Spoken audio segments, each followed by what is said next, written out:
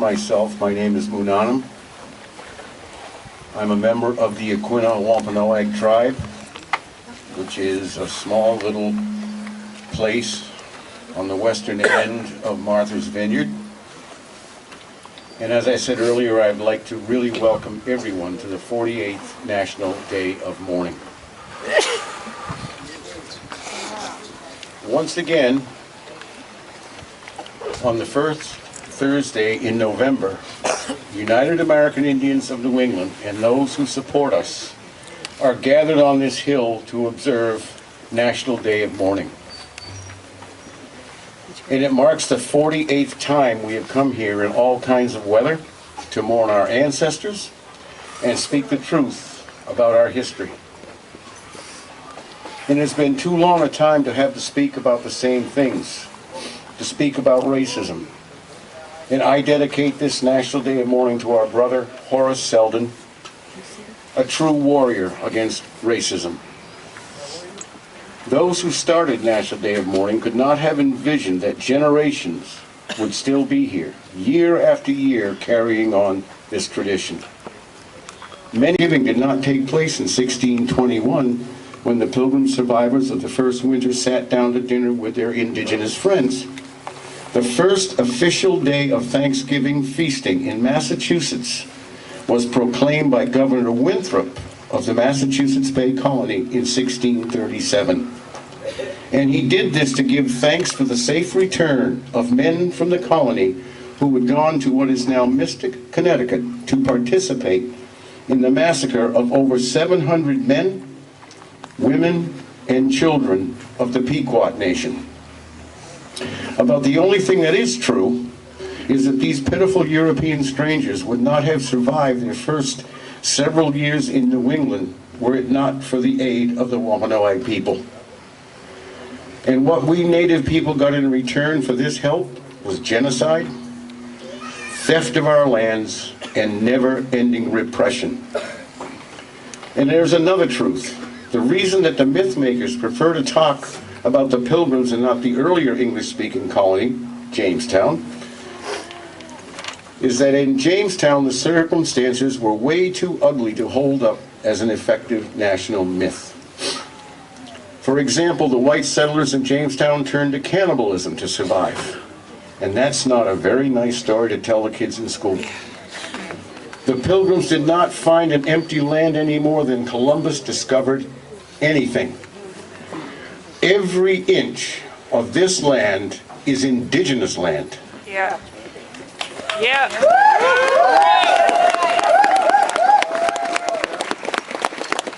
Now the Pilgrims, who call themselves saints, did not come here seeking religious freedom. They already had that in Holland.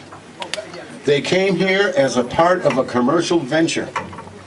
The Mayflower Compact was nothing more than a bunch of white men sticking together to ensure that they would get a return on their investment. They introduced sexism, racism, and a class system to these shores. And guess what?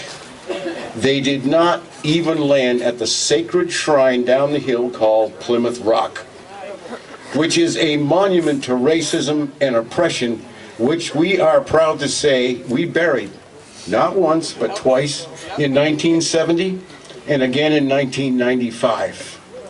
And I am glad to see that without the rock and the Mayflower, tourism has been down and they will make less money by selling the myth. Well, people of Plymouth, wake up.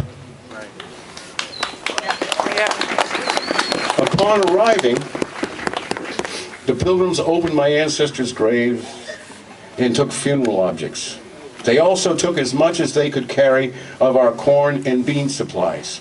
Massasoit, the great sachem of the Wampanoag, knew of this.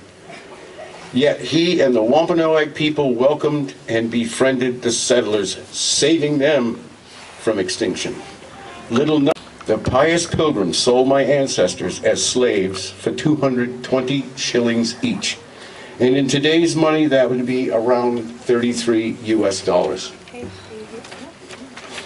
Now some would ask what we have gained by observing National Day of Mourning since 1970. Okay. I'm right Well, next, the very fact that you are here is right perhaps next to the stage. our See my greatest sign? gain.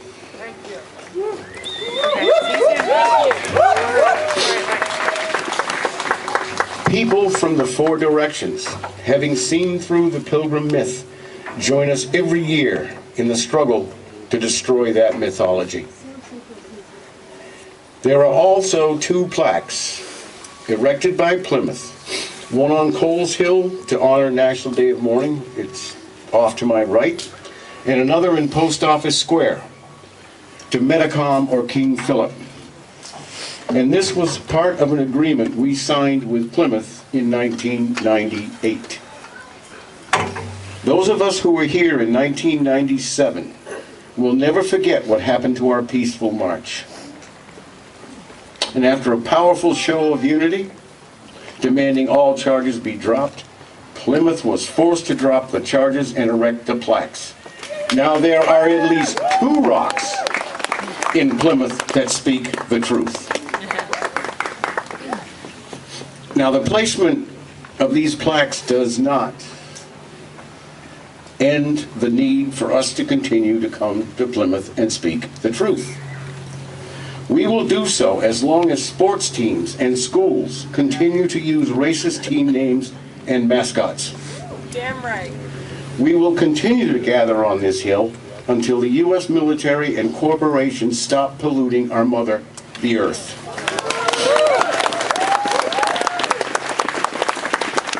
We will continue to stand here and protest until racism is made illegal. We will not stop until the oppression of our two-spirited sisters and brothers is a thing of the past.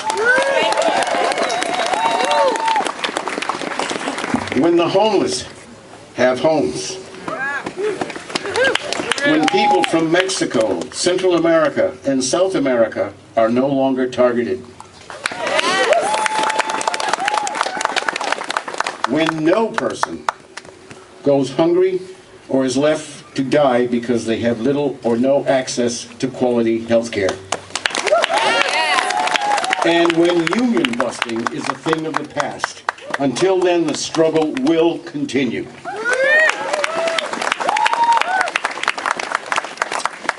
That first day of mourning in 1970 was a powerful demonstration of Native unity. Today is a powerful demonstration of not only Indigenous unity, but the unity of all people who want to speak truth to power. People who want the truth to be told and want to see an end to the oppressive system brought to these shores by the Pilgrim invaders. Sadly, the conditions which prevailed in Indian country in 1970 still prevail today. In 1970, we demanded an end to the Bureau of Indian Affairs. It is still a demand today. Native nations do not need federal oversight to govern ourselves. And why has no one ever been prosecuted for the Bureau of Indian Affairs' outright theft of billions of dollars in trust money? That's right. Why has the stolen money not been turned over to our native nations? Those who started Day of Mourning spoke of terrible racism and poverty. Now more than ever, we all know that racism is alive and well. Not only Indigenous people, but many people from the four directions are mired in the deepest poverty. Every winter, millions of people are forced to make a bitter choice between heating and eating. Excuse me. Our youth suicide and school dropout rates, our rates of alcoholism continue to be the highest in the nation. As we did in 1970, we mourn the loss of millions of our ancestors and the devastation of our beautiful land and water and air. What we are leaving to our children and their children.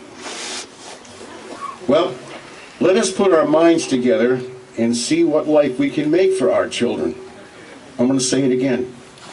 Let us put our minds together and see what life we can make for our children. And I wish I could take credit for that statement, but those were the words of Sitting Bull.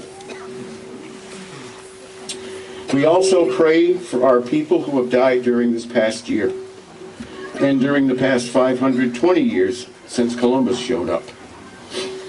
I hope that you will join me in grieving too for our sisters and brothers in all countries, human beings who are referred to by this government as collateral damage. Keep in mind that for centuries, people throughout the Americas have been the collateral damage of the European invasion. Remember too the hundreds of millions of people who are hungry today, no matter where they live.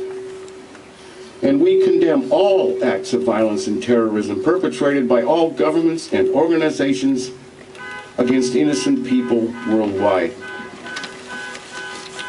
Since the invasion of Columbus and the rest of the Europeans, Native people have been virtually non-stop victims of terrorism. The slaughter of the Pequots at Mystic in 1637, the U.S. military massacres of peaceful people at Wounded Knee and Sand Creek, and so many, many other places. The very foundations of this powerful and wealthy country are the theft of our lands and the slaughter of Native peoples, and the kidnapping and enslavement of our African sisters and brothers. That's right. Brew. But guess what? Today, on liberated territory, we will correct some history and do so in a country that continues to glorify butchers such as Christopher Columbus, in a country that glorifies slave-owning presidents such as Washington and Jefferson, and even carves their faces in the sacred hills of the Lakota. On our program today will be only Native speakers.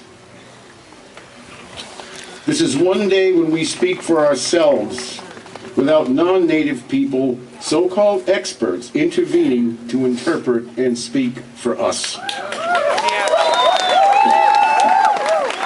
There's a reason to give thanks.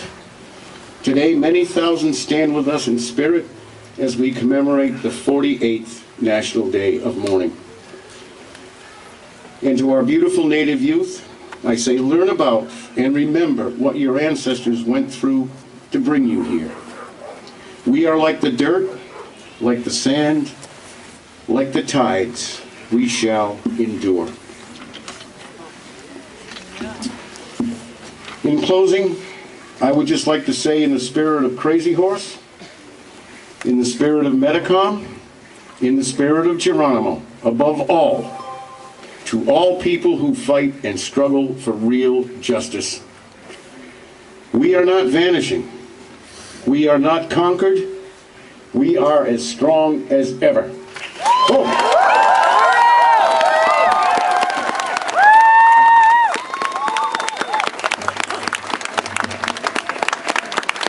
She's on her way. I told her we were by the stage. The three speakers who haven't checked in, Amy Brown, Nick Estes, Melanie Yazzie, and Michael Lott, can you please come check in behind the stage so that we know that you're here? How is everybody? That was Winona James, who's co-leader of United American Indians of New England, and my name is Matoi. Good afternoon to you all. Good afternoon. We want to welcome all of our beautiful Indigenous people who have come to National Day of Mourning today. We welcome all those who have traveled a long distance to be here, from Labrador, from Delaware and Virginia, from Maine and many other places. And thank you to the International Action Center in New York and Boston, and to our friend Daoud Andre from Lacu, New York, for organizing a bus for Brooklyn. Welcome to all the youth and students from many schools who have traveled, and thank you to the parents who have brought babies and toddlers too. Start them learning young. We send out love to everyone here today, and especially to our Black family, because Black lives always matter.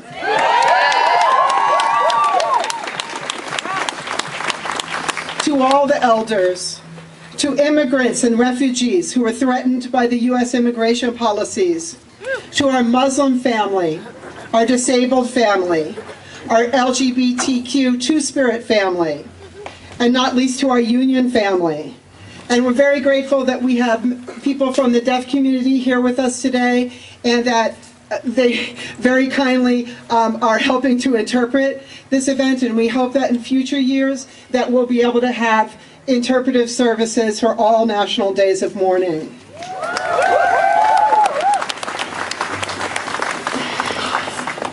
I mentioned the union workers because right now Local 26 Harvard Dining Services workers are volunteering in the kitchen, and they were doing that all day yesterday too.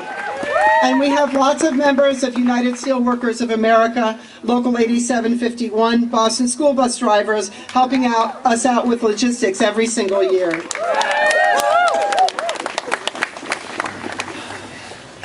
We have a lot of speakers, and they have many important things to share this year.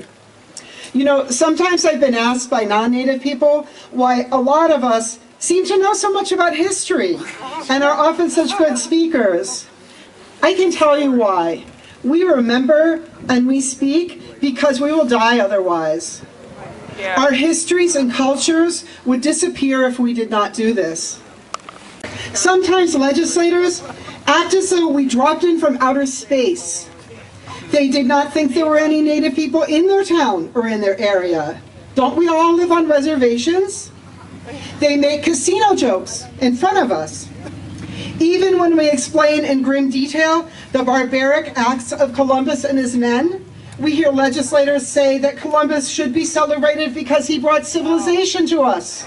Colonizer. We hear supposedly educated people contend that millions of indigenous humans somehow accidentally died off due to disease, as though the invaders from Columbus on did not deliberately murder, hunt, starve, and dispossess us. Is sinking Columbus symbolic? Yes, Columbus is a hated symbol of white supremacy the same way that Confederate flags and statues of Stonewall Jackson are. And all of these symbols of white supremacy need to come down.